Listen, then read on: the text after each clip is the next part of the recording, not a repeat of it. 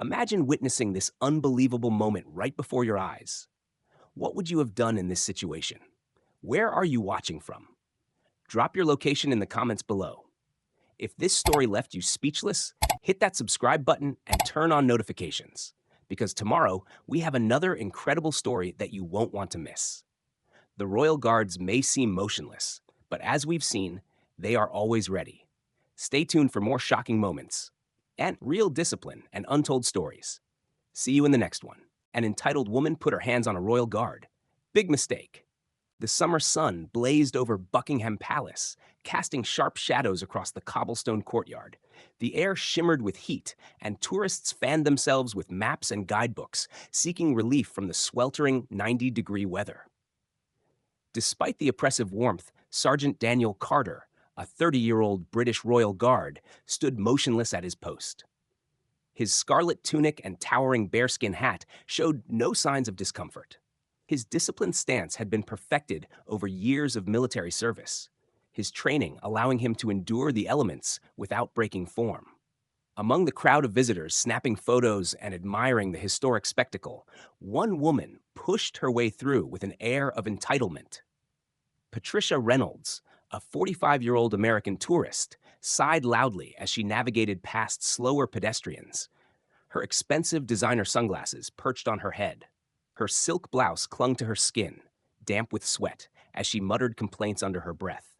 The heat was unbearable, the crowds too thick, and the palace's layout too confusing. She had spent 20 minutes trying to find the entrance to the state rooms, and her patience had run dry. Then she spotted Carter. Standing tall, his rifle positioned at attention, his face completely impassive, he was the only visible figure of authority in sight. Without a second thought, she strode directly toward him, her heels clicking against the stone pavement. The moment she reached him, she threw out a hand in exasperation. "Excuse me, I need directions to the state apartments." Carter didn't move. His eyes remained locked forward, his posture unshaken.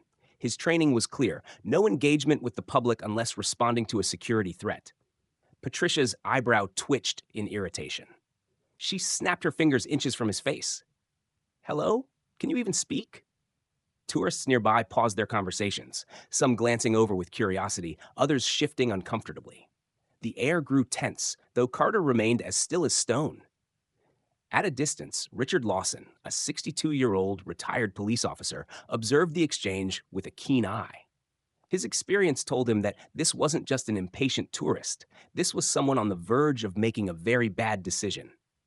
Patricia huffed, her frustration bubbling over. "You work here, don't you? My taxes pay your salary. The least you could do is answer a simple question." Still, Carter remained silent. And in that moment, the situation took a turn. The murmur of the crowd softened as more tourists turned their heads toward the unfolding scene. Sergeant Daniel Carter remained motionless, his scarlet tunic crisp, his towering bearskin hat unshaken. The intense summer heat beat down on Buckingham Palace, yet his discipline never wavered. Patricia Reynolds, however, was growing more agitated by the second. "Are you serious?" she scoffed, shifting her weight dramatically. "You're just going to stand there?" Her voice carried across the courtyard, drawing even more attention. A few tourists exchanged uneasy glances. Some stepped back, sensing trouble brewing. Others discreetly pulled out their phones. Still, Carter didn't react. His face remained unreadable, his body locked in the ceremonial stillness that had been perfected through years of training. From a few yards away, Richard Lawson, a 62-year-old retired police officer, watched intently. He had spent 3 decades in law enforcement, and he knew the warning signs of escalation. The way Patricia's shoulders tensed, the way she stepped closer, the way her hands twitched, it all pointed to one thing. She wasn't just annoyed. She was looking for a fight. "This is ridiculous," Patricia scoffed, flipping her sunglasses onto her head. She stepped directly into Carter's space, her perfume mixing with the heat. "What exactly are we paying you for? You're just a decoration in a silly costume." A few gasps rippled through the crowd. Even those unfamiliar with British tradition knew one thing: you don't touch the royal guard. But Patricia was undeterred. She turned toward the tourists, spreading her arms in theatrical frustration. "Do you see this?" He won't even acknowledge me. This is what our money goes toward. A guy playing statue while people like me need actual help? The crowd stirred. A few tourists muttered among themselves, while others recorded with quiet anticipation. A college student in a hoodie hesitated before speaking up. Ma'am, these guards are actual soldiers. They don't? Patricia whipped her head around. Mind your own business, she snapped. If he's a real soldier, let him prove it. She turned back to Carter, now standing only inches away. Her voice dropped to a taunting whisper, yet her words carried in the heavy silence. What's wrong, soldier boy? Cat got your tongue? Carter's expression didn't change, but every instinct in his body was on high alert. He had seen this before, the moments before a civilian crossed the line. And Patricia was about to do just that. A tense silence settled over the courtyard outside Buckingham Palace. The usual murmur of excited tourists had been replaced by an uneasy stillness. Sergeant Daniel Carter stood firm, his scarlet tunic pristine, his ceremonial rifle perfectly positioned. Despite the 90-degree heat, despite the sweat dripping from the brows of tourists, he remained unshaken, unreadable, unmovable. Patricia Reynolds had had enough. Unbelievable, she muttered, shaking her head. You think you're so superior, don't you? She stepped even closer, now just inches from Carter's face. Her breath, laced with frustration, hit the still, disciplined soldier who refused to acknowledge her presence. The crowd watched in stunned anticipation. Some whispered anxiously. Others continued recording, knowing they were witnessing something that wasn't going to end well. Among them, Richard Lawson, the retired police officer, clenched his jaw. His decades of experience told him exactly where this was headed. Patricia's clenched fists, the rigid set of her shoulders, the growing aggression in her voice, these were classic pre-assault indicators. Ma'am, he called out, taking a step forward. I'd think twice before doing anything stupid. But Patricia wasn't listening. I bet you don't even have real bullets in that toy gun, she sneered. You're just here to look pretty, aren't you? Just another puppet in a silly costume. She reached out suddenly, her manicured fingers grabbing the front of Carter's tunic. A collective gasp rippled through the crowd. Patricia had just touched a royal guard. And she wasn't done. You're not so tough, she hissed, her grip tightening around the red fabric. Then, in a move that stunned even herself, she lunged forward, hands wrapping around Carter's throat.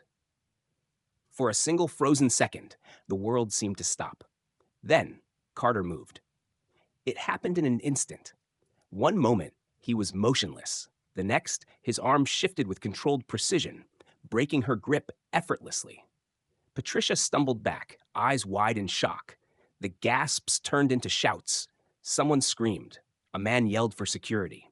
Lawson was already pushing through the crowd. The ceremonial guard she had mocked as a statue had just reminded her why he was a soldier first. For a moment, Patricia Reynolds didn't move. The shocked gasps of the crowd echoed through the Buckingham Palace courtyard. Tourists stood frozen, some clutching their phones, others whispering in disbelief. The guard she had mocked and grabbed was no longer just a motionless figure. He had reacted with the controlled precision of a trained soldier. But Patricia wasn't done. You can't touch me, she shrieked, staggering backward, her hands still raised in disbelief. Her face flushed with rage and embarrassment as she tried to regain her dominance.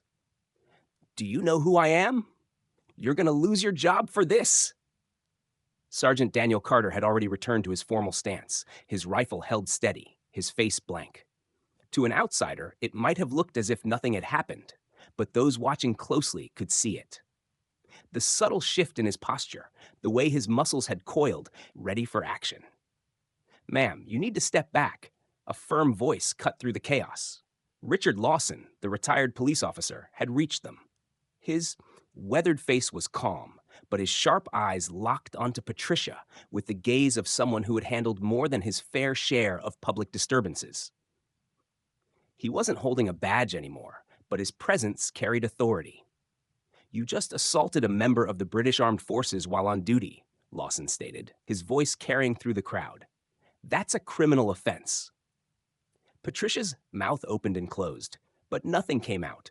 The murmuring from the gathered tourists grew louder.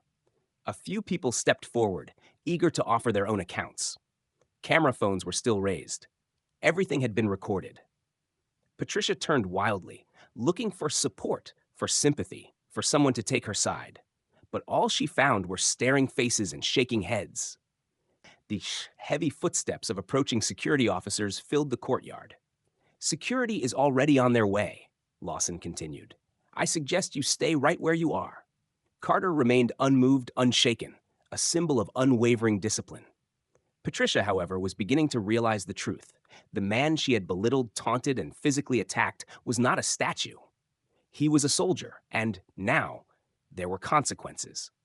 The courtyard of Buckingham Palace had fallen into an uneasy silence. The same tourists who had once been snapping photos and admiring the iconic royal guards now stood frozen, their eyes fixed on the aftermath of an unthinkable confrontation. Sergeant Daniel Carter remained motionless, his scarlet tunic pristine, his grip on his rifle steady. Just moments ago, he had been attacked by Patricia Reynolds, a woman who had mocked, provoked, and then physically grabbed him, a move that had instantly crossed the line from entitlement to criminal assault. And now her moment of control had completely crumbled. "Wait, you don't understand," Patricia stammered, her voice rising in desperation. Her bravado was gone, replaced by something new: panic. "I was just trying to get his attention. I didn't mean—" A firm hand gripped her arm. "Ma'am, we understand perfectly." One of the palace security officers interrupted, his expression unreadable. Two other uniformed officers had arrived, their radios crackling with confirmation from multiple witness statements. Richard Lawson, the retired police officer, gave a slow nod. "She grabbed his uniform first," he stated clearly. "Then she put her hands around his neck." His voice was steady, the voice of a man who had testified in courtrooms more times than he could count. A murmur rippled through the gathered crowd. "She attacked him." A tourist with a thick accent confirmed. "I saw the whole thing." Another person held up their phone. "It's all on video." Patricia's face paled as reality crashed down on her. Her arrogance was gone. The security, the cameras, the uniformed officers. It was all too real now. "This is insane," she tried again. "You can't seriously be." "You are being detained for assaulting a member of the British Armed Forces while on duty," one of the officers cut in, pulling out a pair of handcuffs. "You have the right to remain silent." "No, wait! He grabbed me first!" Patricia shrieked, eyes darting around the crowd for support. But the onlookers weren't on her side. They had seen everything. As Patricia was escorted away, Carter remained at his post, his expression unchanging. The only sign of what had just occurred was the faint redness on his neck, already fading under the summer sun. And yet, for those who had witnessed it, nothing about this moment would ever fade.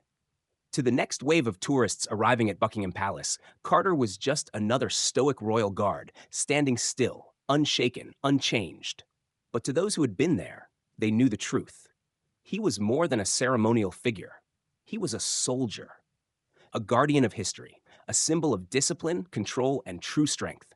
What would you have done if you witnessed this moment firsthand?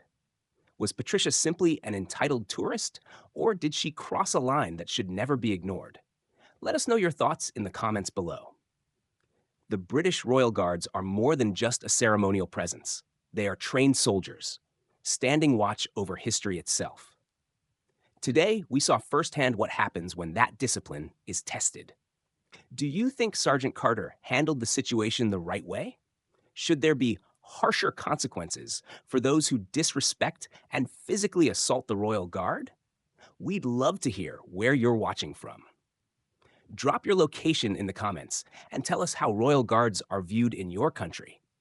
Do you think people understand their role, or do too many see them as nothing more than tourist attractions?